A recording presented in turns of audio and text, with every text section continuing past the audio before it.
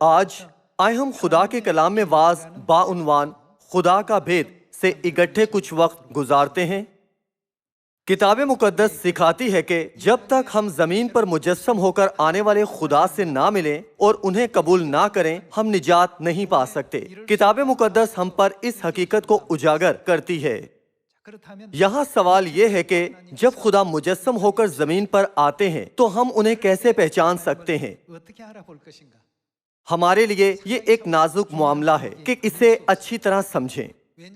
یہ اتنا اہم معاملہ کیوں ہے؟ اس کی وجہ کے لیے کتاب مقدس بیان کرتی ہے کہ حکمت و معرفت کے سب خزانے خدا میں پوشیدہ ہیں۔ اس دنیا میں رہتے ہوئے ہم کئی روحانی مشکلات اور رکاوٹوں کا سامنا کرتے ہیں۔ ان تمام مسائل پر غالب آنے کے لیے خدا کے سوا کوئی ہمیں حکمت و معرفت نہیں بخش سکتا۔ کیا کتاب مقدس نہیں کہتی کہ انسان چاہے جتنے بھی دانش مند ہوں پر انسانی قابلیت سے کوئی خدا کے ان بھیدوں کو سمجھ نہیں سکتا جو ان کے کلام میں پوشیدہ ہیں اور جنہیں انہوں نے مہر لگا کر بند کیا ہے؟ اسی لیے یہ لکھا ہے کہ آسمان پر یا زمین کے نیچے کوئی بھی نہیں جو کتاب کھول یا اس پر نظر بھی کر سکے۔ لہٰذا ہماری نجات کی کنجیاں صرف خدا کے پاس ہی ہیں۔ جب خدا زمین پر آتے ہیں تو وہ کہاں آئیں گے، وہ کیسے آئیں گے اور وہ کیا ہے جو وہ لائیں گے؟ ہمیں ان معمولات کو پوری طرح سمجھنا اور جاننا چاہیے تاکہ ہم آسمان کی ابدی بادشاہی میں خدا کی مرضی کے مطابق پہنچ سکیں۔ 2000 سال پہلے جب یسوع زمین پر جسم میں آئے تھے تو ہم اس صورتحال کی مثال دیکھ سکتے ہیں۔ یہ واقعہ سوخار کہلانے والے سامریہ کے ایک شہر میں ایک کنویں کے پاس ہوا تھا۔ یسوع کے شاگرد شہر میں کھانا مول لینے گئے تھے اور یسوع کنویں پر یوں ہی بیٹھ گئے۔ اس لمحے پر ایک عورت پانی بھرنے آئی۔ اس منظر کو دیکھتے ہوئے ہمیں سیکھنا چاہیے کہ ہم خدا کے بھید مسیح کو کیسے پہچان سکتے ہیں اور حتیٰ کہ انہیں اس زمانے میں قبول کر سکتے ہیں۔ یوحنا کی کتاب باب 4 آیت 8 سے دیکھتے ہیں، کیونکہ اس کے شاگرد شہر میں کھانا مول لینے کو گئے تھے۔ اس سامری عورت نے اس سے کہا کہ تو یہودی ہو کر مجھ سامری عورت سے پانی کیوں مانگتا ہے؟ کیونکہ یہودی سامریوں سے کسی طرح کا برتاؤ نہیں رکھتے۔ یسوع نے جواب میں اس سے کہا، اگر تو خدا کی بخشش کو جانتی اور یہ بھی جانتی کہ وہ کون ہے جو تجھ سے کہتا ہے مجھے پانی پلا۔ یسوع نے ایسا یہ ظاہر کرنے کے لیے کہا تھا کہ وہ نہیں جانتی تھی کہ یسوع وہ کون ہے۔ اس منظر پر غور کریں تو حتیٰ کہ پینے کے لیے پانی مانگنے پر بھی خاص شرائط لاگو کی گئی تھیں۔ یسوع نے کہا، یہ بھی جانتی کہ وہ کون ہے جو تجھ سے کہتا ہے مجھے پانی پلا تو اس سے مانگتی اور وہ تجھے زندگی کا پانی دیتا۔ آیت 11 دیکھتے ہیں، عورت نے اس سے کہا، اے خداوند، تیرے پاس پانی بھرنے کو تو کچھ ہے نہیں اور کنواں گہرا ہے، پھر وہ زندگی کا پانی تیرے پاس کہاں سے آیا؟ کیا تو ہمارے باپ یعقوب سے بڑا ہے جس نے ہم کو یہ کنواں دیا اور خود اس نے اور اس کے بیٹوں نے اور اس کے مویشی نے اس میں سے پیا؟ آیت 13، یسوع نے جواب میں اس سے کہا، جو کوئی اس پانی میں سے پیتا ہے وہ پھر پیاسا ہوگا، مگر جو کوئی اس پانی میں سے پیے گا جو میں اسے دوں گا وہ ابد تک پیاسا نہ ہوگا، بلکہ جو پانی میں اسے دوں گا وہ اس میں ایک چشمہ بن جائے گا جو ہمیشہ کی زندگی کے لیے جاری رہے گا۔ عورت نے اس سے کہا، اے خداوند، وہ پانی مجھ کو دے تاکہ میں نہ پیاسی ہوں نہ پانی بھرنے کو یہاں تک آؤں۔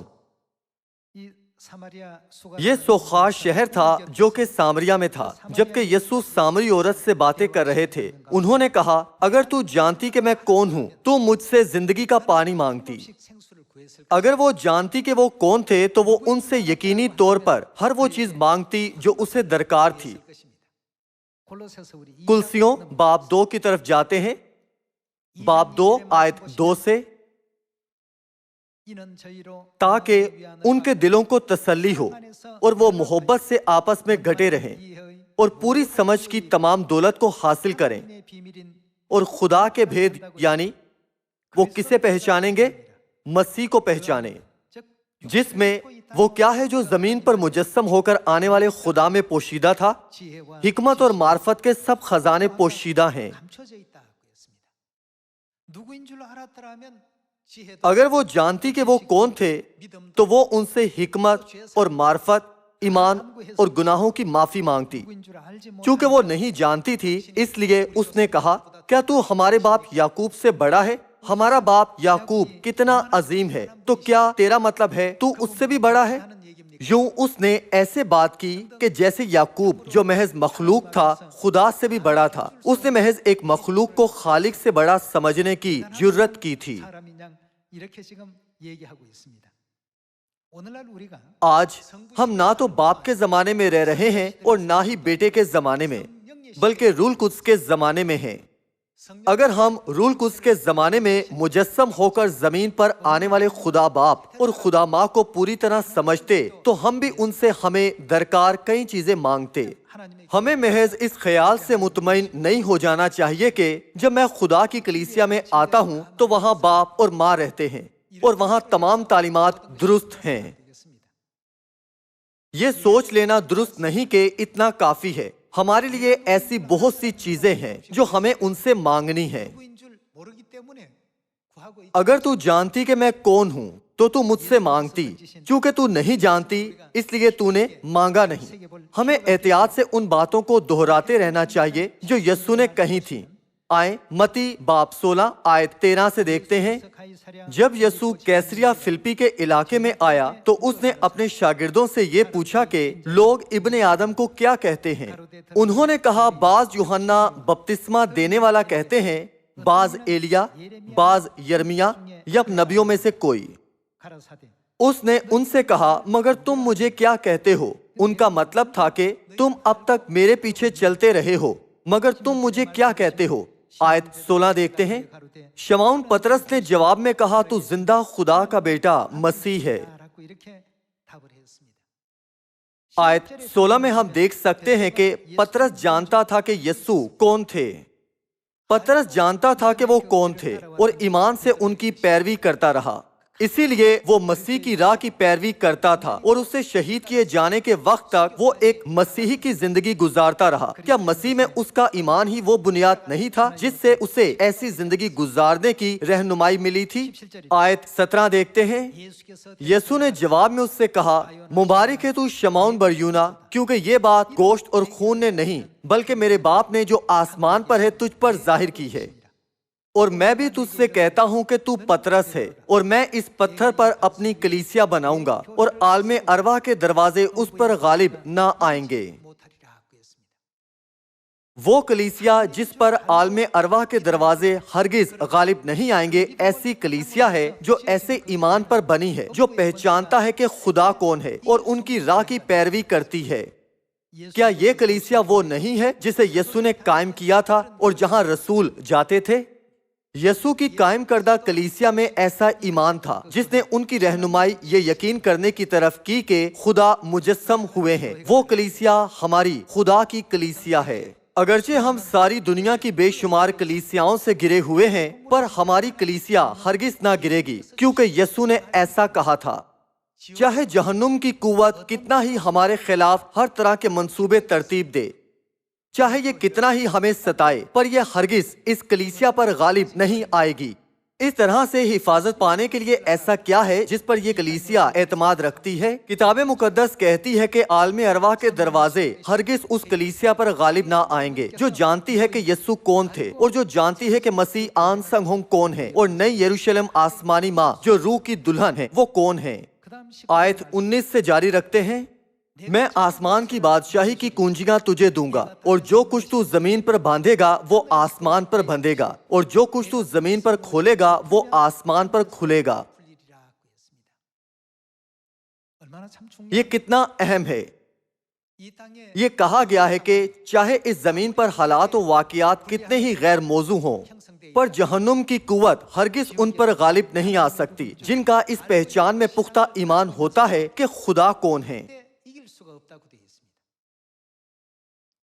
پطرس نے کہا، میں آخر تک آپ کے پیچھے چلوں گا، حتیٰ کہ قید ہونے یا موت کے آنے تک بھی۔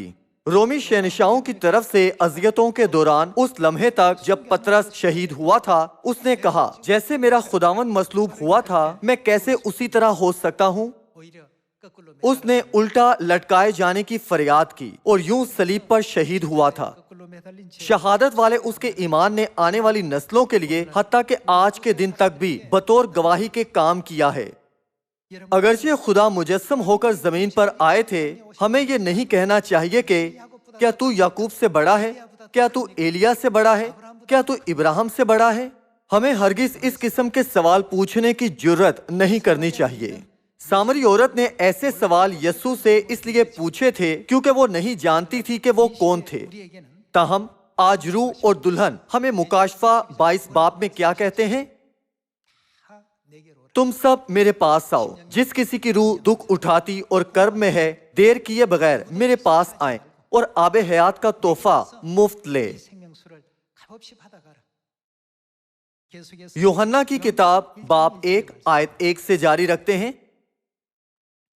ابتدا میں کلام تھا اور کلام خدا کے ساتھ تھا اور کلام خدا تھا۔ جب خدا نے آسمانوں اور زمین اور سب چیزوں کو بنایا تھا اور وہ کلام جو بولا روشنی ہو جائے خود خدا ہی تھے۔ یوحنا رسول نے یوحنا باب 1 آیت 14 میں گواہی دی کہ آخر کار مجسم ہو کر زمین پر آنے والے خدا وہ ہیں جو یسوع نام سے آئے تھے۔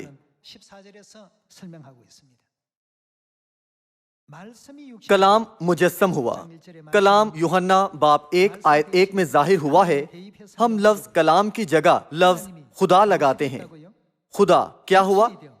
مجسم ہوا اور ہمارے درمیان رہا، اور ہم نے اس کا ایسا جلال دیکھا جیسا باپ کے اکلوتے کا جلال۔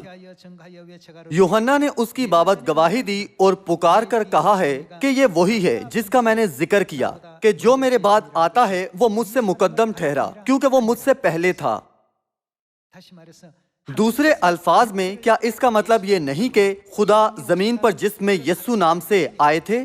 چونکہ شاگردوں نے اس بات کو سمجھ لیا تھا، اس لیے اگرچہ انہیں خدا کی خوشخبری کی راہ پر چلنے میں زیادہ وقت لگا تھا، پر وہ اس سے ہرگز نہ اکتائے تھے۔ انہوں نے ہرگز یسوع سے منہ نہ پھیرا، حالانکہ وہ ستائے گئے تھے۔ اسی لیے عالم ارواح کے دروازے ہرگز ایسے لوگوں پر غالب نہیں آ سکتے ہیں۔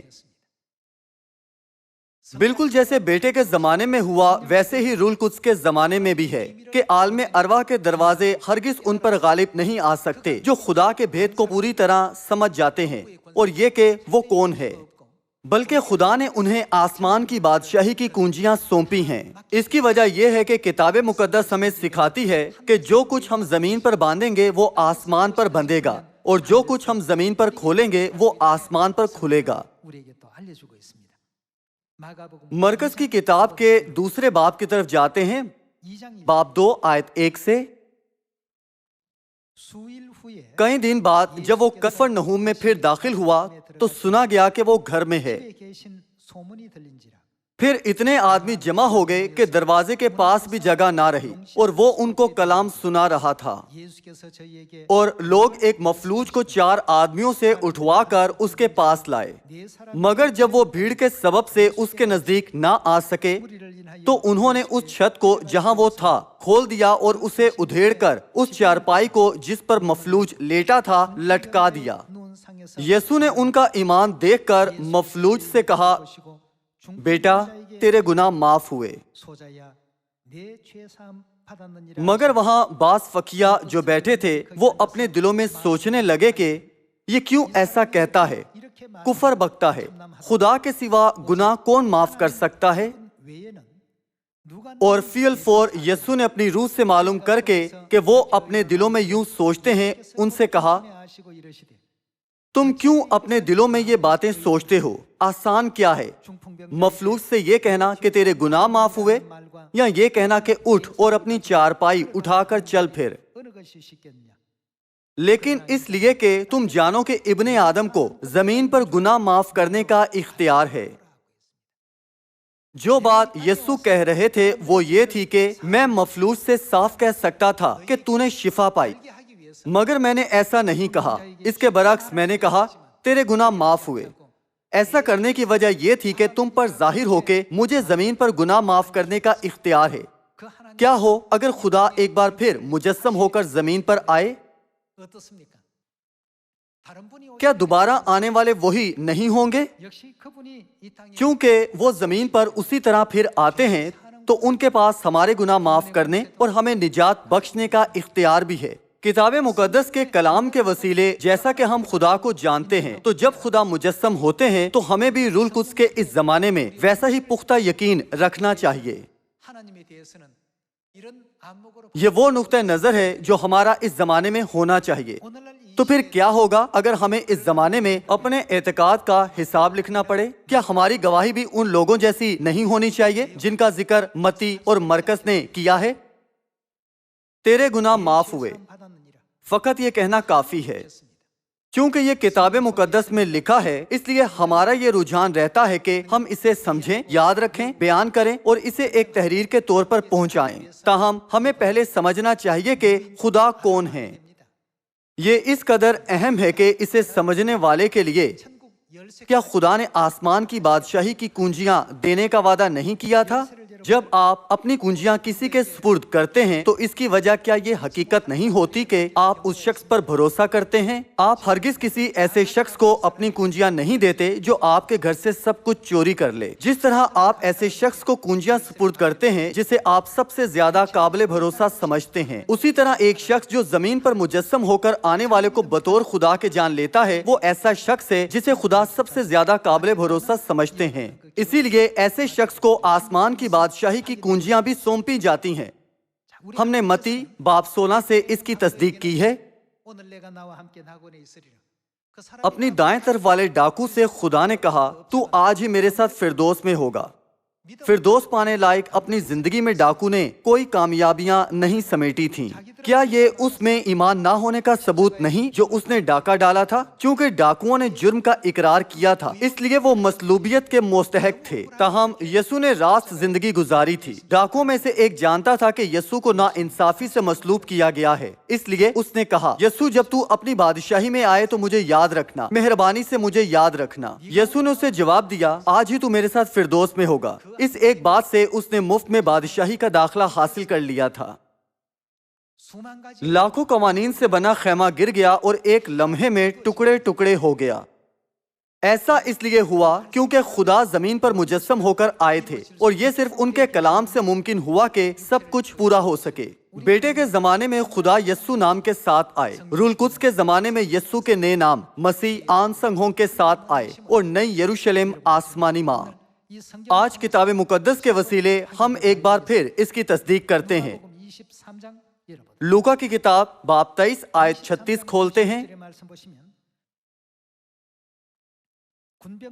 सिपाहियों ने भी पास आकर और सिरका पेश करके उस पर ठट्ठा मारा और कहा कि अगर तू यहूदियों का बादशाह है तो अपने आप को बचा। और एक नविश्ता भी उसके ऊपर लगाया गया था कि ये यहूदियों का बादशाह है। फिर जो बदकार सलीब पर लटकाए गए थे उनमें से एक उसे यूं ताना देने लगा कि क्या तू मसीह नहीं, तू अपने आप को और हमको बचा। मगर दूसरे ने उसे झिड़क कर जवाब दिया कि क्या तू खुदा से भी नहीं डरता, हालांकि उसी सजा में गिरफ्तार है और हमारी सजा तो वाजिबी है क्योंकि अपने कामों का बदला पा रहे हैं। लेकिन इसने कोई बेजा काम नहीं किया। फिर उसने कहा, ऐ यस्सु, जब तू अपनी बादशाही में आए तो मुझे याद करना। उसने उससे कहा, मैं तुझसे सच कहता हूँ कि आज ही तू मेरे साथ फिरदौस में होगा।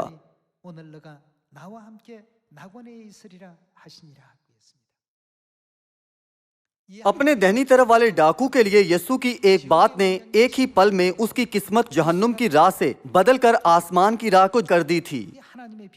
खुदा के भेद को दुरुस्त तौर पर समझने वालों को और मसीह की जिस्मानी सूरत पर तवज्जो किए बगैर उनकी अलोहियत को मुकम्मल तौर पर समझने वालों को आसमान की बादशाही की कुंजियां बख्शी गई। उनके बेशुमार गुनाहों की माफी के साथ उनकी किस्मत जहन्नुम से आसमान की तरफ बदल गई थी। खुदा के पास ऐसा बड़ा इख्तियार मौजूद है। बाप आन संघोंग दूसरी बार आने वाले मसीह हैं। सिर्फ इस हकीकत को जान लेना ही काफी नहीं है, इसके साथ हमें जानना चाहिए कि वो क्या कर सकते हैं और हत्ता कि उनकी कुव्वत की हद को भी जानना चाहिए। यीशु ने कहा, क्या कहना आसान है, یہ کہنا کہ تو نے شفا پائی یا تیرے گناہ معاف ہوئے، تیرے گناہ معاف ہوئے، میرے ایسا کہنے کی وجہ تمہیں یہ آگاہ کرنے کی ہے کہ میرے پاس یہ اختیار موجود ہے۔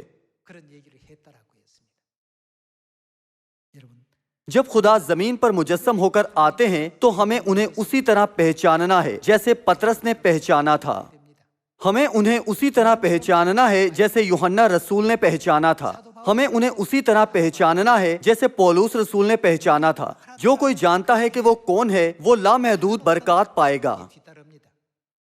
یہ دیکھتے ہوئے کہ پطرس اور یوحنا کا انہیں پہچاننے کا ایمان تھا کہ یسوع کون ہے، یسوع نے ہمیشہ انہیں قائم رکھا۔ انہوں نے ان سے اپنی مانند محبت رکھی اور انہیں ان لوگوں میں شامل کیا جو ان سے آخر تک محبت رکھتے رہے۔ اگرچہ یسوع نے پطرس کو کئی سخت الفاظ سے سکھایا تھا تاکہ اس کا ایمان ہرگز کمزور نہ ہو، انہوں نے پطرس سے بہت محبت رکھی اور اسے عزیز جانا۔ ان کے یوحنا کے لیے بھی یہی احساسات تھے۔ بیٹے کے زمانے میں ہونے والے واقعات کو دیکھتے ہوئے روح القدس کے زمانے میں رہنے والے ہم لوگوں کو کہنے والے روح اور دلہن کا بھید سیکھنا چاہیے۔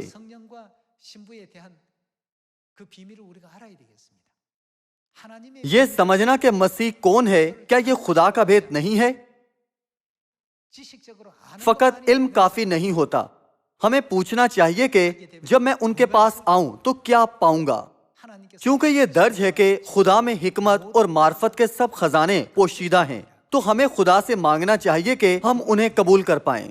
ہمیں مانگنا چاہیے براہ کرم ہمیں حکمت دیں، ہمیں معرفت دیں، ہمیں ایمان دیں، ہمیں آسمان کی بادشاہی عطا کریں، خوشخبری کا کام پورا کرنے کے لیے ہمیں قوت دیں اور ہمیں جوش و خروش دیں۔ متی باب 9 کی طرف جاتے ہیں، باب 9 آیت 27۔ جب یسوع وہاں سے آگے بڑھا تو 2 اندھے اس کے پیچھے یہ پکارتے ہوئے چلے کہ اے ابن داؤد ہم پر رحم کر۔ جب وہ گھر میں پہنچا تو وہ اندھے اس کے پاس آئے اور یسوع نے ان سے کہا کیا تم کو اعتقاد ہے کہ میں یہ کر سکتا ہوں؟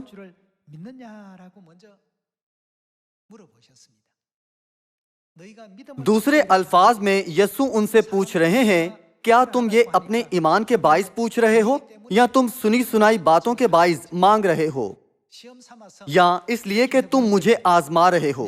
اس لیے یسوع نے پوچھا کہ کیا تم کو اعتقاد ہے کہ میں یہ کر سکتا ہوں؟ انہوں نے اس سے کہا ہاں خداوند۔ تب اس نے ان کی آنکھیں چھو کر کہا تمہارے اعتقاد کے موافق تمہارے لیے ہو، اور ان کی آنکھیں کھل گئیں۔ وہ کام جو خدا اس زمین پر مکمل کرتے ہیں وہ بعض اوقات حکمت سے ہوتے ہیں، بعض اوقات معرفت سے، بعض اوقات ایمان سے، اور بعض اوقات ایسے طریقوں سے جن کی ہم توقع نہیں کر سکتے ہیں۔ سب سے اہم بات یہ ہے کہ جب تک ہم اس کامل اعتقاد کے ساتھ خوشخبری کا کام انجام دیتے رہیں کہ آج کیا جانے والا نجات کا کام روح اور دلہن کے وسیلے مکمل طور پر پورا ہوگا تو ہم ہرگز ناکام نہیں ہوں گے۔ اکثر لوگ سوچتے ہیں جب یسوع اس زمانے میں ظاہر ہوتے ہیں تو تمام بدکار سزا پائیں گے اور تمام مسائل حل ہو جائیں گے۔ 2000 سال پہلے بھی بالکل ایسا ہی تھا۔ لوگوں نے یسوع کو بدعتی کہتے ہوئے ان پر الزام لگائے اور ٹھٹھا کیا۔ تمام دکھوں کو اور تذلیل کو آخر تک سہتے ہوئے اور مشکلات میں خدا خاموشی سے خوشخبری کی راہ پر چلے تاکہ ایک اور روح توبہ کر سکے۔ اگرچہ خدا کے پاس اپنے تمام مخالفوں کو ایک دم سزا دینے کا اختیار ہے اور نوح کے دنوں کی طرح دنیا کو پانی سے ہلاک کرنے کا اختیار ہے، پر انہوں نے ہمارے گناہوں کے لیے تمام قسم کے بہتان، تذلیل اور حتیٰ کہ مصلوبیت برداشت کی۔ کیا ان سب کی وجہ یہ نہیں کہ وہ زمین پر کھوئی بھیڑوں کو ڈھونڈنے آئے تھے؟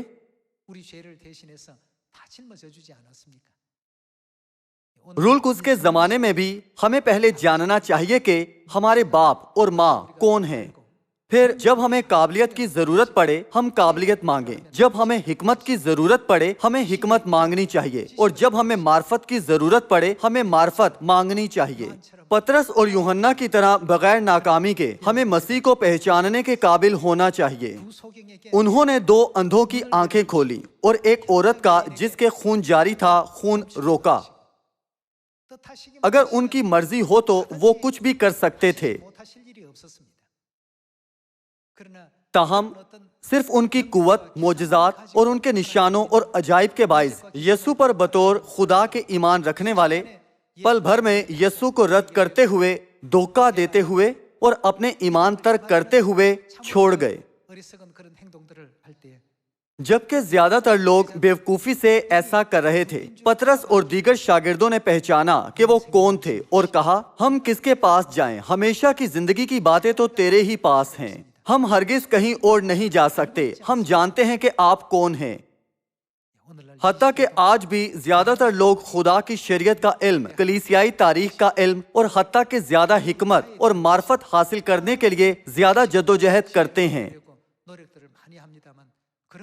یہ سب ضروری ہے، مگر جس کی ہمیں اس زمانے میں سب سے زیادہ ضرورت ہے وہ درست طور پر خدا کو پہچاننا ہے۔ ایسے ایمان کے بغیر ہمارا ایمان ریت پر بنے گھر کے علاوہ کچھ نہیں ہوگا، جو اس وقت یقیناً گر جائے گا جب ایسے گھر پر ہوائیں چلیں اور پانی چڑھے گا۔ ہمارے ایمان کی باقی راہوں پر ہم اپنے باپ اور ماں کو پہچانتے ہوئے کہ وہ کون ہیں ان پر توکل کریں اور ان کے پیچھے چلیں۔ پہلا پطرس باب 2 آیت 6 سے دیکھتے ہیں، چنانچہ کتاب مقدس میں آیا ہے کہ دیکھو صہیون میں کونے کے سرے کا چنا ہوا اور قیمتی پتھر رکھتا ہوں، جو اس پر ایمان لائے گا ہرگز شرمندہ نہ ہوگا۔ جو کوئی صہیون میں کونے کے سرے کے پتھر پر، جو کہ وہ مسیح ہے جو زمین پر مجسم ہو کر آئے، توکل کرتا ہے ہرگز شرمندہ نہ ہوگا۔ آیت 7 دیکھتے ہیں، پس تم ایمان لانے والوں کے لیے تو وہ قیمتی ہے، مگر ایمان نہ لانے والوں کے لیے جس پتھر کو معماروں نے رد کیا وہی کونے کے سرے کا پتھر ہو گیا اور ٹھیس لگنے کا پتھر اور ٹھوکر کھانے کی چٹان ہوا۔ جیسا کہ یسایہ باب 8 میں لکھا ہے کہ ایمان نہ لانے والوں کے لیے مسیح پھندا اور دام ہوگا اور ٹھیس لگنے کا پتھر اور ٹھوکر کھانے کی چٹان ہوگا، مگر ایمان رکھنے والوں کے لیے وہ سب خزانوں کے خزانہ ٹھہرے۔ اگرچہ دنیا کے لوگ باپ اور ماں کو نہیں پہچانتے، پر صہیون کے سب فرزندوں نے اپنی روحانی آنکھیں کھولی ہیں، نبوتیں دیکھنے کے لیے ان کی آنکھیں کھل گئی ہیں اور وہ کتاب مقدس اور انبیاء کی تعلیمات سمجھنے کے قابل ہوئے ہیں۔ ان کا اگلا قدم ایمان رکھنا ہے۔ حتیٰ کہ یہودا اسکریوتی بھی یسوع کو جانتا تھا، مگر بس اتنا ہی تھا۔ اگرچہ وہ یسوع کو جانتا تھا پر یہ معرفت ایمان کے ساتھ نہیں تھی، اسی لیے اس نے یسوع کے مخالفوں کے ساتھ مل کر یسوع کو 30 چاندی کے سکوں کے عوض بیچ دیا۔ وہ حتیٰ کہ یسوع پر الزام لگانے میں بھی سبقت لے گیا۔ آج ہمیں درست طور پر سمجھنا چاہیے کہ کیوں خدا نے کہا تھا کہ مبارک ہے تو شمعون بریونا، میں تجھے آسمان کی بادشاہی کی کنجیاں دوں گا۔ حتیٰ کہ یسوع کے دنوں میں لوگوں نے یسوع کو یہ کہتے ہوئے بدعتی پکارا تھا کہ تو آدمی ہو کر خود کو خدا بناتا ہے۔ کیا یہ یوحنا کی کتاب کے 10ویں باب میں درج نہیں ہے؟ یسوع کے ساتھ وہی سلوک کیا گیا تھا جیسا اس زمانے میں لوگوں نے باپ کے ساتھ کیا ہے، تاہم خدا کے بھید کو جاننے والوں کے لیے وہ واقعی خزانہ بن گئے ہیں۔ ایمان نہ لانے والوں کے لیے وہ ٹھیس لگنے کا پتھر، ٹھوکر کھانے کی چٹان اور ایک ایسا شخص ٹھہرتے ہیں جن پر الزام لگائے جائیں۔ جب بھی فریسی، عالم شرع اور یہودی مل کر اکٹھے ہوتے تھے، کیا وہ یسوع کو بدعتی پکارتے ہوئے کفر نہیں بکتے تھے؟ اگرچہ وہ یسوع سے اس طرح پیش آتے تھے، آج اس زمانے میں کیا زیادہ تر لوگ نہیں جانتے اور ایمان رکھتے کہ یسوع سچے خدا ہیں؟ جب روح القدس کا زمانہ ختم ہوتا ہے تو وہ جگہ جہاں لوگ داخل ہوں گے آسمان یا جہنم ہے۔ اس لیے زمین پر اپنی زندگی کے دوران شرمندہ ہوئے بغیر ایمان کی راہ پر چلنے کی غرض سے ہمیں جاننے کی ضرورت ہے کہ وہ کون ہے اور آخر تک ان کی راہ پر چلیں۔ جہاں کہیں وہ جائیں، ہم آخر تک اس راہ پر چلیں۔ جب تک ہم ایسا کرتے رہیں گے ہم یقیناً خدا کے لوگ بنیں گے جو مضبوطی سے خدا کے بھید کو تھامے رکھ سکتے ہیں اور ایسی کلیسیا بنے جس پر عالم ارواح کے دروازے ہرگز غالب نہ آئیں گے۔ اور جیسا کہ یہ نبوت ہے کہ اس خوشخبری کی منادی تیزی سے سامریہ اور زمین کی انتہا تک کی جائے گی۔ اگرچہ ہم اب تک عالمی وبا کووڈ کے باعث مختلف پابندیوں کے زیر اثر ہیں، ہمیں ہر روز آسمان کے ابدی جلال کی امید کے ساتھ جو دن بدن نزدیک آ رہا ہے خوشی اور شادمانی سے ایمان کی راہ پر چلنے کے قابل ہونا چاہیے۔ خدا کے بھید کو جاننے والے ہر روز خوشی کرتے ہیں۔ ہم ہرگز غم، اکیلے پن یا درد سے بندھے نہ رہیں۔ مجھے امید ہے کہ آپ آسمان اور اس شاندار جلال کا جو مستقبل میں باپ اور ماں دیں گے سوچتے ہوئے آج قوت بخش سبت گزاریں گے۔ امید کرتے ہوئے کہ آپ نے زیادہ فضل حاصل کیا ہے میں آج کا وعظ ختم کروں گا۔ آپ کا بہت شکریہ۔